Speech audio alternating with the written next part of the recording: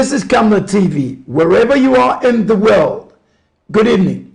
In Africa, good evening. In Zambia, good evening. I hope you enjoyed your Valentine's Day. But today, we're looking at serious stuff. And we apologize for starting the program late. My guest is just driven in from the Cobalt. He started early, but the roads have to be worked on. But God is there. And we're on air right now, live.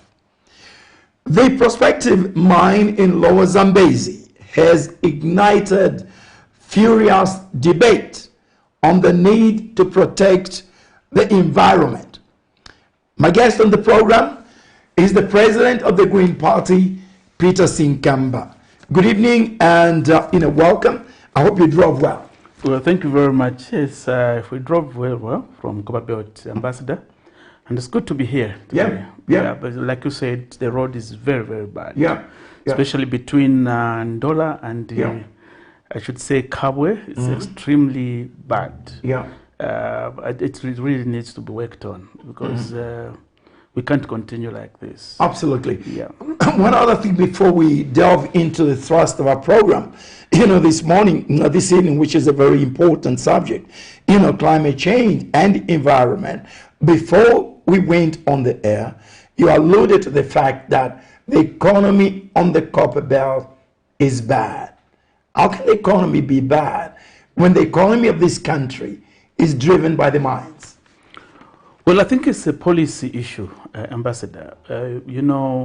We have the biggest mines there. We've got KCM and Mopani, which by and large are supposed to contribute half of the copper production in the country. We've produced in the last 2, 3, 4 years somewhere in the range of 800,000 metric tons, almost 900,000 metric tons. But because of the problems that they've been facing, the two mines, we are not producing as much. For Mopani, it even went down to almost 40,000 metric tons. Yeah. But at least in the last few days, I should say few months, they've managed to increase our production to about 80,000 metric tons. They're supposed to be producing 200,000. Yeah. KCM, because of the liquidation issue, now they are just scrounging to survive. They cannot even produce their own copper. Basically, most of the production areas are closed. Now they are doing what is called tot treatment, where if you have some few concentrate as an individual, you take to KCM to process for you. Amazing. That is extremely sad. Amazing. So how do you survive like that? So it's terrible on the copper belt. What is the answer where you stand there, one, as president of a political party, two, as a resident of the copper belt, three, as a Zambian? Well, I think it's a policy issue. That is, I think, the biggest problem. Because if you look at Mopani, we had a situation where government acquired the assets of Mopani 100%. Yeah. With a loan, of course, $1.5 billion, which we need to pay over a period of time. There is an issue where, in terms of selling the copper, Glencore still has a hand, but we need capitalization. What the mine requires now is capitalization. And all they need is somewhere between $200 million and $300 million. We had the money. For example, the IMF gave us free money, almost $1.4 billion. Which has been used on consumption. Instead of getting $300 million from that, and you push it into Mopani, so that they're able to scale up their production from the current 80,000 metric tons to 250 metric tons, 250,000 metric tons.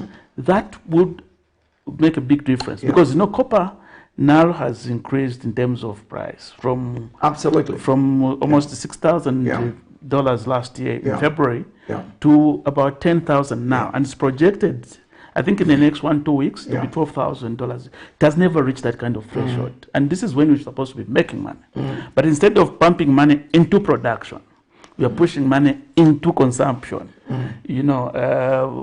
Paying or getting maybe at civil servants, recruiting 30,000, 40,000. We believe that we could have pushed money into production, and the money generated from there is what you use now to employ. Because without scaling up production, where will you get the money to pay these salaries? Okay, for now we can say we'll pay from the loan. I mean from the money which were given by the IMF. After you have consumed that, what happens? The 30,000, 40,000 you have brought on board. How is your economy performing? Is it able to produce in terms of taxes sufficient to pay the salaries for those people who may be stuck at some point? Yeah. But if I put money into production, then the profit from those mines is what you pump into consumption. It makes sense.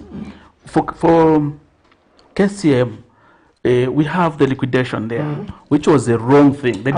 We didn't use the mining law, and we are sitting on a time bomb because when we wait until the arbitrator makes a decision, definitely to be in favor of Vedanta, and we are likely to pay through the nose damages to Vedanta in the long run.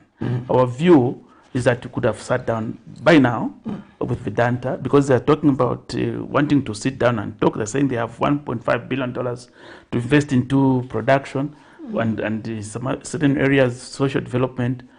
But this is the time we would have sat down with them, give them proper conditions, that they do's and don'ts, so that we get that mine from where it is. But what have we done?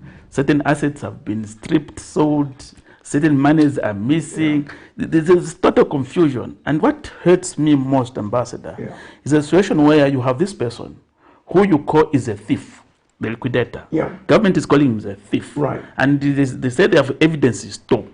And this person you're calling a thief and continues stealing according to you is the same person you have kept there to continue managing your assets. That doesn't make sense. It's like you have a shop, Ambassador. In this shop, this person you accuse that is stolen half of your stock. You've even reported him to police. He's even appearing in court, but you still keep him to be the shopkeeper and you entrust him with the assets. People doubt whether you are serious up there. Absolutely. But that's what we've done. I know in the past when I've spoken to you about some governance issues, you have told me, that you have raised issues with the government. And we're going to talk about one of these subjects down the line, to be specific, marijuana. Have you raised these issues, say, with the Minister of Mines, or have you attempted to reach out to the President? Yes, I think I've made several. In fact, right from the time that they won elections, my core message to the President was on dealing with the mines, and gave suggestions on how we could resolve those issues, and if we could move with a lot of speed. 1 month went, second, third. I think I issued the last statement probably 3 months ago, and I said, I think I'm not going to talk again about this, because it's like you are advising a friend, but it's not taking your message seriously. And in the meantime, they are engaging more into what I personally think are worthless arrangements. We could have probably dealt with mines first, because this is the golden time. Everyone is making big money. Those that are running copper mines around the world. This is prime time. We will never have a situation like this. But then there's no policy direction. Things are just happening. Now you are giving cadres what you call Black Mountain. No policy direction. I was actually going to come to that. That I was going to raise it much later in the program. But since we're talking about the mines, what do you read into this? Because even us as media, people, this caught us by surprise, because one would have expected transparency. Exactly. To discuss openly, to debate. What do we do with this, Black Mountain? Because it was a hot potato. Yes. With the previous, in the government. Yes. Why do they have to revisit it? No, Are these people trained? I thought, with due respect? I thought the UPND was going to do things different. Because the previous colleagues, those who were in government then, from MMT, because the issue of Black Mountain started in MMT time, during the presidency of His Excellency Arabi, towards election.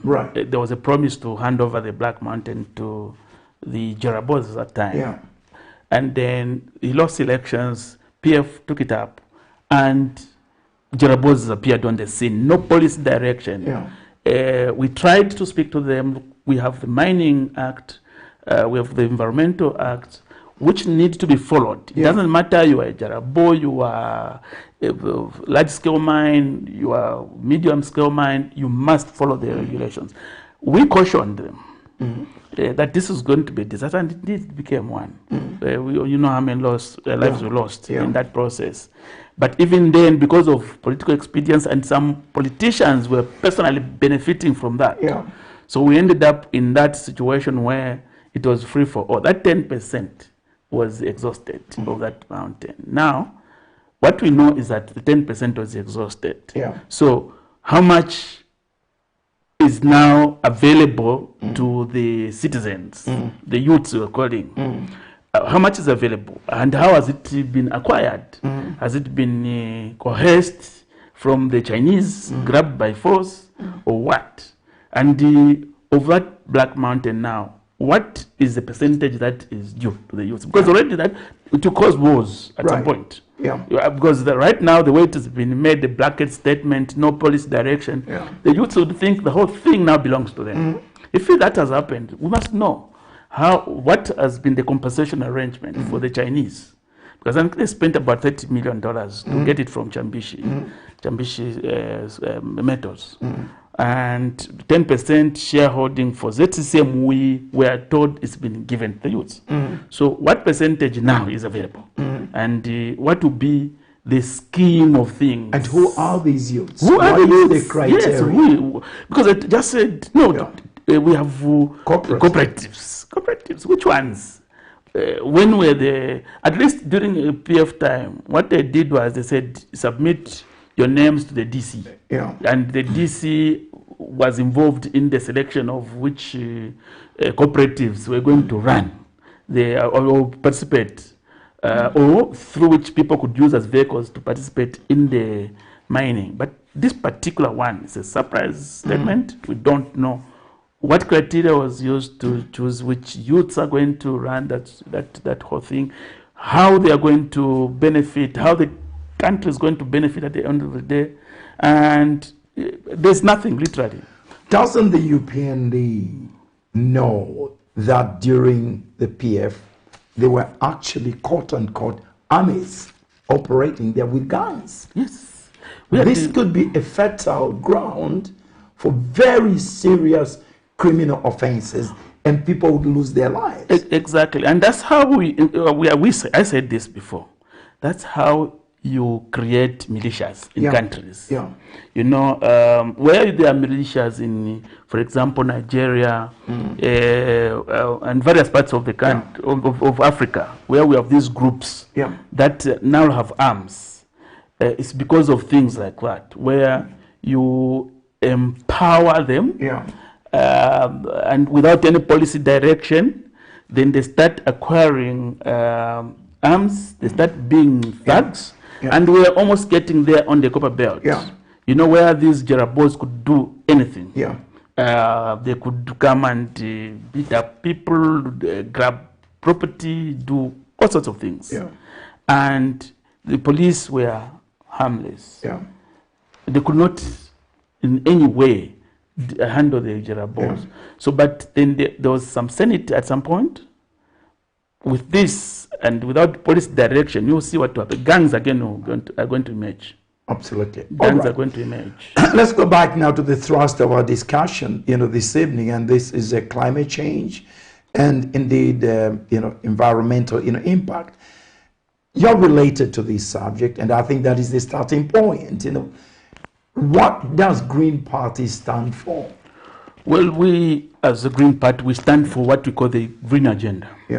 The Green Agenda is the agenda of sustainable development, where you balance environmental benefits, what we call environmental sustainability, with economic benefits, which is what we call economic sustainability, and social benefits, which is what we call social sustainability, and the governance aspect, which is what we call political sustainability.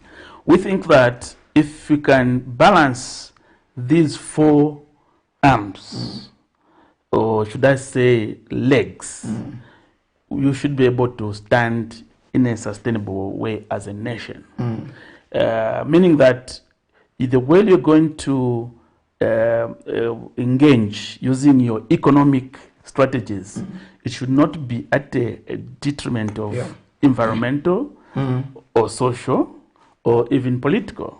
Because even the issue we're talking about, the Jerabos, that is a resource we want to exploit. If you mismanage it, you may create a governance problem.